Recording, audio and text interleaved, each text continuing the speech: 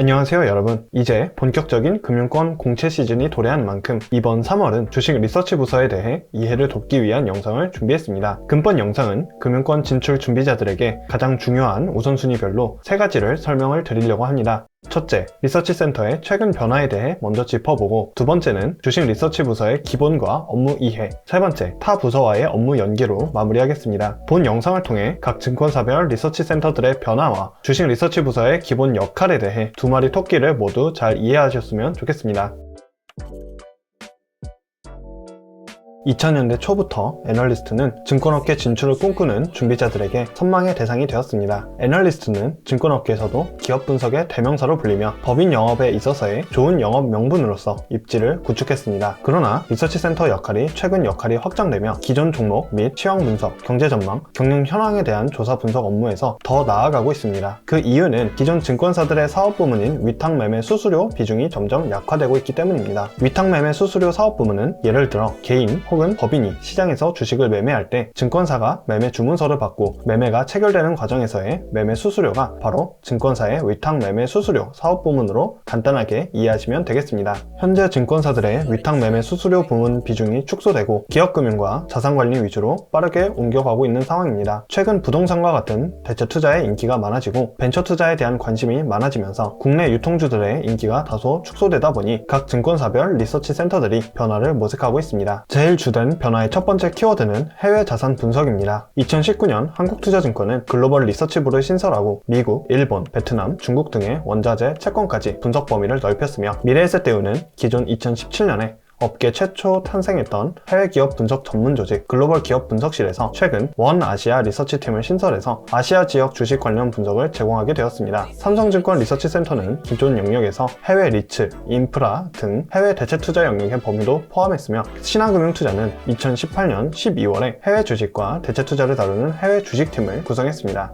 리서치센터의 변화 두 번째 키워드는 우리 고객을 위한 맞춤형 자산관리 정보 제공입니다. 해당 증권사에 돈을 맡긴 자산가들을 위한 맞춤형 정보 제공 서비스라고 생각하시면 됩니다. 기존 분석 리포트를 인터넷과 일반에는 공개하지 않는 대신 자산관리센터와 자기자본투자부서에만 공급하는 경우가 있으며 각 증권사별로 증권사들의 고객 수요에 맞는 성장주, 배당주, 신흥국 주식 등 맞춤형 정보를 제공하는 것이 대표적입니다. 예를 들어 KB증권은 EMP팀을 조직했는데 EMP는 주식처럼 거래할 수 있는 펀드인 상장지수 펀드 ETF를 자문하는 ETF 매니지드 포트폴리오라는 뜻입니다. KB증권은 글로벌 ETF 중심으로 포트폴리오를 구성해서 자산 배분을 하기 위해 EMP팀을 조직했고 한국투자증권은 작년에 자산 전략부를 신설해서 고객에게 자산 배분 전략을 따로 제공하고 있습니다. 신영증권은 실적 대비 주가 수준이 높아진 성장주보다 배당을 늘려가는 배당 성장주 중심의 맞춤 정보를 중심으로 고객들에게 정보를 제공하고 있습니다. 또한 작년부터 리서치센터 또한 수익부서로 발전하기 위해 그리고 리서치 보고서의 지적재산권을 보호하기 위해 리서치 유료 리포트를 선언하기 시작했습니다. 리포트가 개인 고객들에게는 무료지만 법인들이 상업적 용도로 사용할 시 수수료를 지급하게끔 한 것입니다. 대표적으로 최근 먼저 유료 리포트 계약을 자산운용과 체결한 회사는 바로 메리츠 종금증권입니다. 사실 2009년부터 각 증권사들이 리서치 보고서 판매 업무를 신고 등록한 관계로 이미 유료 리포트화를 위한 토대가 마련되어 있었으나 본격적으로 운용사와 체결하기 시작한 것은 최근이며 리서치 부서를 별도로 제공하도록 규정한 유럽 금융투자상품 지침 미피드2가 작년부터 시행됨에 따라 이와 같은 흐름은 가속화될 것 같습니다.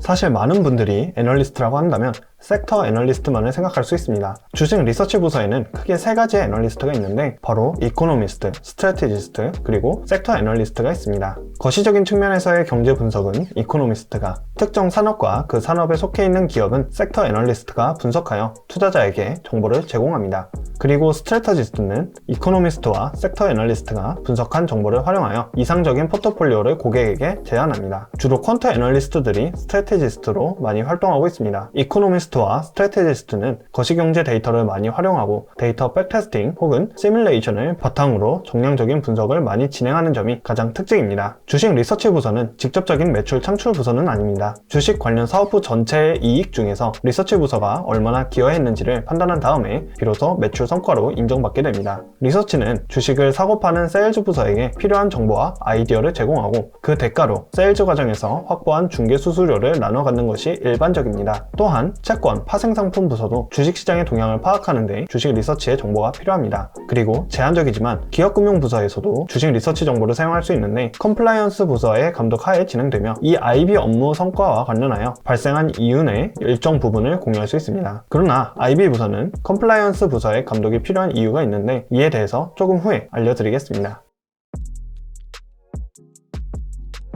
주식 리서치 부서에서 하는 핵심 업무는 투자 의견 제시와 그에 따른 부가 업무인 문의사항 답변으로 나뉠 수 있습니다. 투자 의견을 고객 혹은 같은 회사 내의 주식 세일즈 앤 트레이딩 부서에게 제시하는데 여러 가지 방식이 있습니다. 가장 대표적인 방법은 리서치 보고서를 사용하는 방법과 그 외에도 직접 만나거나 전화, 보이스메일, 이메일을 사용합니다. 지금부터는 가장 대표적인 매체인 리서치 보고서 작성을 기준으로 부서의 업무를 살펴보겠습니다. 먼저 리서치 애널리스트가 리서치 보고서의 투자 의견을 결정할 때는 4가지 정보의 원천을 사용하게 되는데 기업 공시, 뉴스, 각 기업의 IR 부서를 통해 산업과 기업에 대한 정보를 수집하고 추가적으로 인적 정보 네트워크를 사용합니다. 이렇게 정보의 원천을 사용하여 투자 의견을 작성하기 위해 보고서를 준비하게 되는데 이 보고서에 대해 투자 의사 결정을 위해 문의해 오는 사항과 보고서와 상관없는 섹터에 대한 기타 정보들을 문의해 오는 경우를 리퀘스트라고 하여 이에 답변을 하는 역할도 수행합니다. 리서치 보고서의 종류는 크게 3가지로 구분할 수 있습니다. 첫째, 기업 분석 보고서입니다. 기업 분석은 보통 분기 및 1년을 기준으로 단기적인 기간 내에 이루어집니다. 주식 리서치 부서는 분기별 실적과 연간 실적 예측을 동시 병행하되 연간 실적 예측을 바탕으로 기업 가치 평가를 진행하고 각 분기별로 회사들의 실적 발표된 내용에 대해 평가해서 투자 방향 및 방법에 대해 기업 분석 보고서를 작성합니다. 둘째, 산업 분석 보고서입니다. 산업 전체 흐름을 제시하면서 관련된 유망 투자 종목을 추천해 줍니다. 분석 기간에 따라 분석 내용이 조금 다른데 향후 몇 분기를 예측하는 경우도 있고 조금 더 길게 1년에서 2년 정도의 트렌드를 예측하기도 합니다. 보통 이러한 트렌드 내용을 바탕으로 관련된 동종 산업의 기업들을 묶어서 산업 분석 보고서를 작성합니다. 셋째, 매크로 분석 보고서입니다. 방금 말씀드렸던 보고서들보다 단위가 더 확장되는데 바로 글로벌 국가별 주식시장을 단위로 삼으며 전세계 및 개별 국가의 거시경제 분석과 전망을 바탕으로 국가별 포트폴리오 편입 비중, 업종 종목별 포트폴리오 편입 비중에 대한 의견을 제시하는 내용으로 구성되어 있습니다.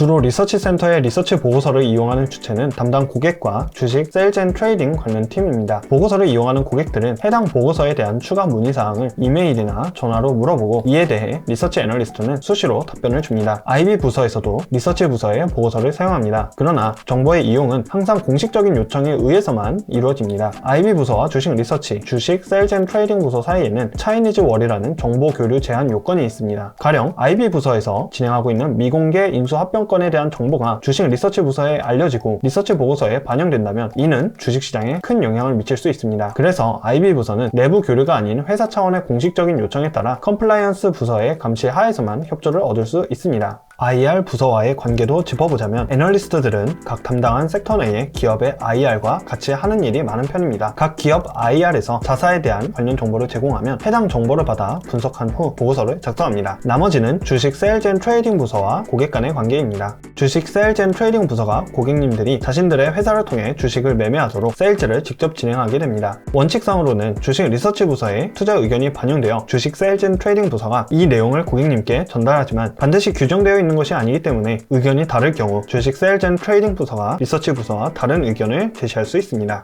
또한 외국계 증권사 주식 리서치 경우 제한적인 규모상 모든 섹터를 담당하지 못하기 때문에 자체 리서치를 통해 고객에게 세일즈를 하기도 합니다.